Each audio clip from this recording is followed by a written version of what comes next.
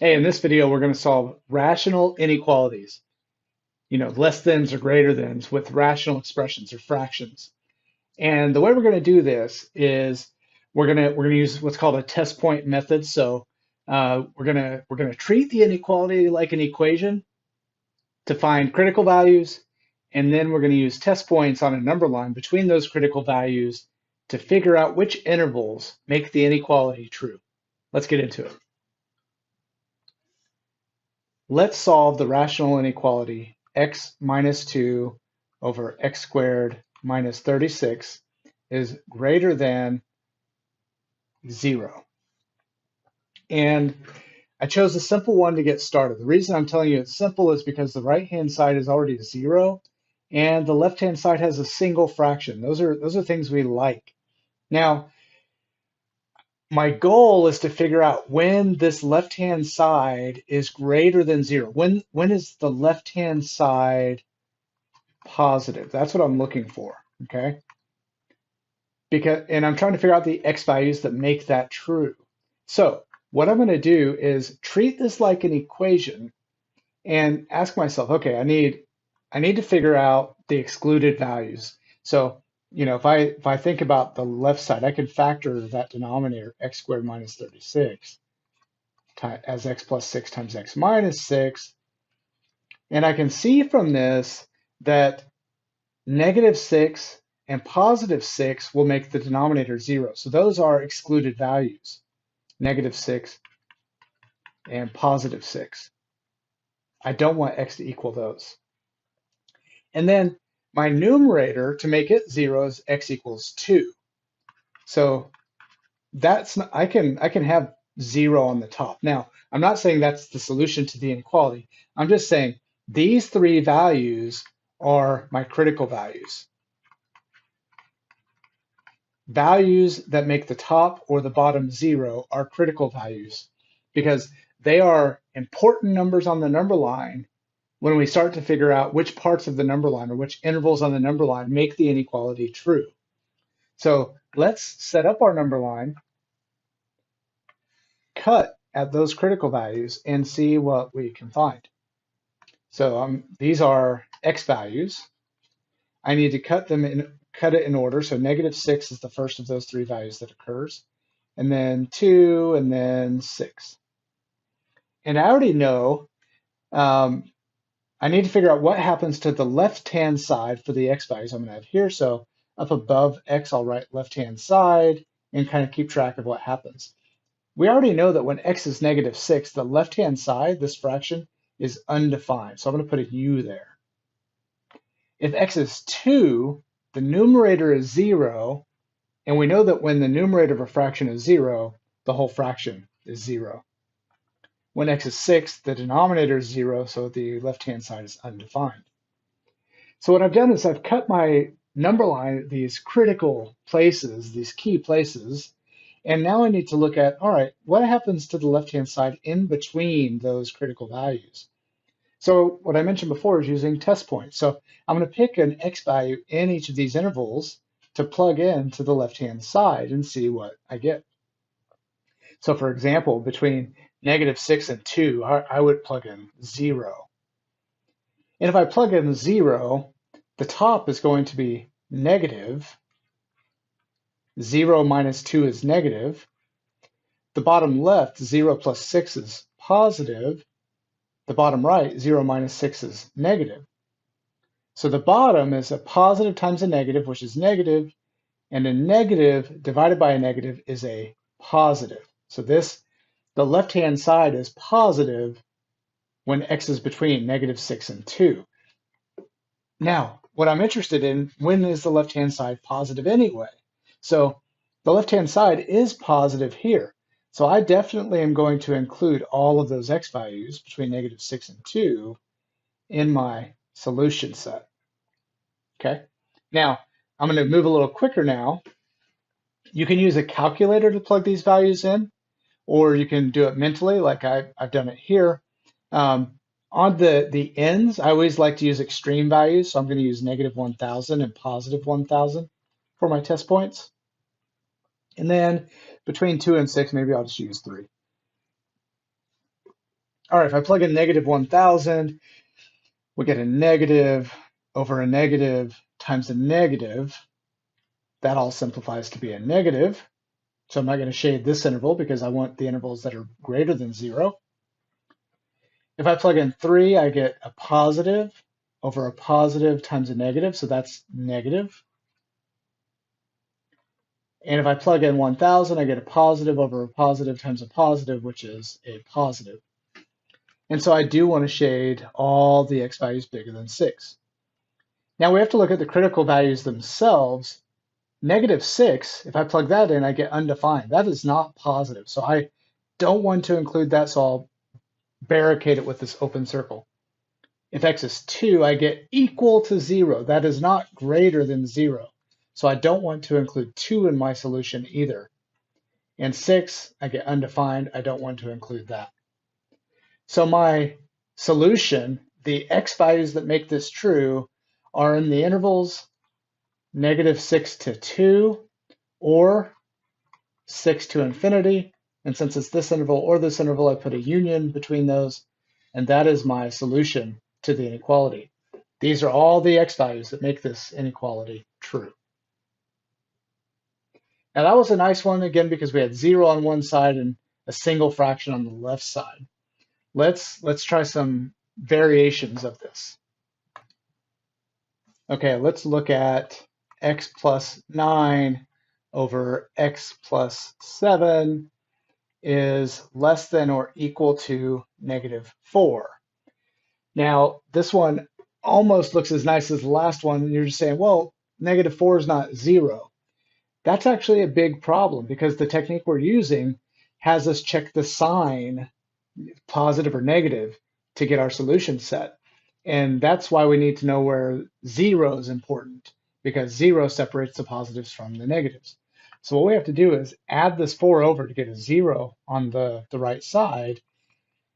And just like when I solve rational equations, I'm going to have to combine these two guys with a common denominator. So I'm going to call 4 over 1 and figure out how to get a common denominator. Now on the right-hand side, I've still got less than or equal to and then 0. So my common denominator between the two fractions, well, I can multiply the second fraction on top and bottom by x plus 7. And so that gives me the same denominator of x plus 7 when I put these together, and I get x plus 4x, which is 5x. I'm adding my numerators now, and I'm distributing this 4 in my head. And then I get 9 plus 28, which is 37. And now this is set up just like the last example. We've got 0 on one side and a single fraction on the left side. And our critical values here, well, my denominator critical value is, well, x can't be negative 7. And my numerator, if I get x by itself, I'd subtract 37 and divide by 5. I get x equals negative 37 fifths, which is like negative 7.4. Okay, so now I know where to cut my number line, my sign chart here. I need to cut it, well, negative 37 fifths is further left on my number line than negative 7. And I need to see what happens to the left-hand side. I'm going to go ahead and say when x is negative 7, well, that makes the fraction or the left-hand side undefined. And when x is negative 37 fifths, it makes the numerator 0, which makes the entire fraction 0, the entire left side 0. And then I'm going to use test points again. So I'll plug in negative 1,000. So I get a negative on top. That's pretty easy to see. A negative on bottom, which gives me a positive. Between these guys, maybe I'll plug in like negative 7.1, which is going to give me a, let's see here, a positive on top and a negative on bottom. So I get negative. And over here, if I plug in 1,000, I get a positive on top, a positive on bottom, which is positive. And I want to find where the left-hand side is less than or equal to 0. Well, it's equal to 0 here. It's less than 0 on this interval. and it's not less than or equal to 0 at -7 because it's undefined. So my solution set is the interval from -37/5 to -7, including -37/5, but not including -7. So that is our solution for this inequality. Just a slight upgrade in complexity by having to get 0 on one side and combining the fractions with a common denominator. Let's do another slightly different example. Let's look at 4 over x minus 2 minus 3 over x is greater than or equal to 0. And in this case, I've got 0 on the right side. That's good. I just need to combine my fractions with a common denominator. So I'll multiply top and bottom of this fraction by x, and I'll multiply top and bottom of this fraction by x minus 2. So when I put them together, they're all going to be over the common denominator of x times x minus 2. And I get 4x here. And remember, this negative distributes with the 3. So I get minus 3x. So 4x minus 3x is just x. And then plus 6 out of that. And that's all there is to it. We can see that our critical values are 0 and 2. And we don't want x to be either of those. And my numerator, I get x equals -6. We'll make a sign chart here to see what happens to the left-hand side. So let's see, -6 is first, and then 0, and then 2. Those are our x values. Let's see what happens to the left-hand side. Well, if x is -6, my numerator is 0, so my fraction is 0. But if x is 0 or 2, my denominator is 0, so the left-hand side is undefined. And then we'll use some test points. Let's start over here on the right-hand side by plugging in 1,000 for x. We get positive over positive times positive, so that's positive. If we plug in 1 for x, we get a positive over a positive times a negative. That's negative. If we plug in -3 for x, we get positive over negative times negative. That's positive. And if we plug in -1,000 for x, we get negative over negative times negative, which is negative. And we're looking for where the left-hand side is greater than or equal to 0. So it's equal to 0 here, it's greater than 0 there, and it's greater than 0 there. So let's shade this critical value, let's shade this interval, exclude this critical value, exclude this critical value, and shade this interval. So we got two intervals. We'll indicate that with the union, -6 to 0, including -6, but not 0, union 2 to infinity, not including either one. Okay, let's do one more example just to be thorough here. I want you to feel like you've got the idea down really well. Okay, let's try this guy. X is greater than the rational expression 4x over 5 minus x. And so we've got a couple different ways we can do this. We can subtract the x over to the right. That's probably what I would do because I'd rather the x be the negative rather than make this whole fraction negative. But let's go ahead and see what happens if we move the entire fraction over to the left. I need to make x into a fraction so I can combine them.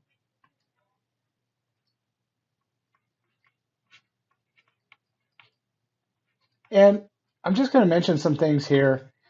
As a mathematician and a teacher, we typically don't like expressions like this. I mean, there's nothing wrong with them, but it's natural for a mathematician. Let me see if I can get rid of that. There we go. To think of that just off to the side, it's the same thing as -x plus 5. And because there's a negative in the front, lots of times it's useful to factor that negative out of both terms, which changes their signs. And in a fraction, that's nice because we don't like to have a negative on the bottom. So what I'm going to do, you don't have to do this. I just want to, I'm teaching math. So I want to kind of tell you how a mathematician might think about this. I'm gonna go ahead and write my denominator as negative times the quantity x minus 5. I've just factored a negative out. And in a fraction, when you've got a negative factor, you can just pull it out of the fraction because I don't want to get into it too much. But if you got a negative on the top or the bottom, you can just pull it out to the front. And so if you do that, minus and negative turns into plus a positive. So now we have x over 1 plus 4x over x minus 5. None of that's necessary, but it's very common to do that. And it just makes things more intuitive for you usually. Like this 5 minus x is a bit weird to work with on occasion. But if you like it, then just leave it as is. Well, now I've got two fractions on the left. I want the same denominator. So I'm going to multiply my first fraction on top and bottom by x minus 5. And then I'll combine those two fractions over that common denominator, giving me x squared. Then I've got minus 5x and plus 4x. So that's minus x. Let's get rid of this. So now I actually see that my numerator factors. So let's come over here. So factor an x out on top, giving me x minus 1. And on bottom, I've got x minus 5. You can see why factoring is handy because now I can easily identify my critical values. X can't be 5. That would make my denominator 0. But x can be 0 or 1 in my numerator to make the numerator 0.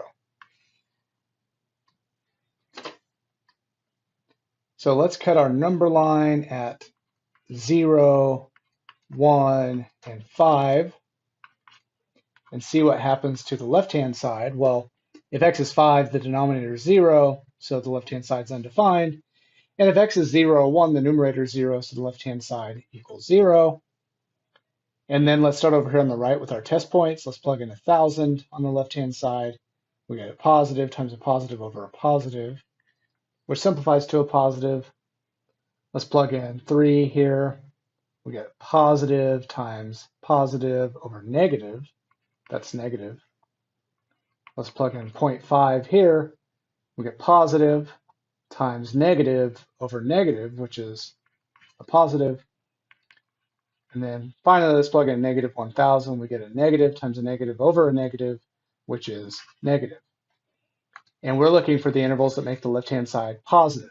So that's here and here. So we'll shade those two intervals, but not the endpoints because they're not positive, they're 0. And we won't shade 5 because it's not positive either, it's undefined. And so our solution set is 0 to 1, union 5 to infinity. Okay, so there are several examples solving rational inequalities. Common denominators are important. Critical values are important, so factoring is important. And then the sign chart, very important. But lots of good examples. I hope you've got it down. Go get some practice done and good luck.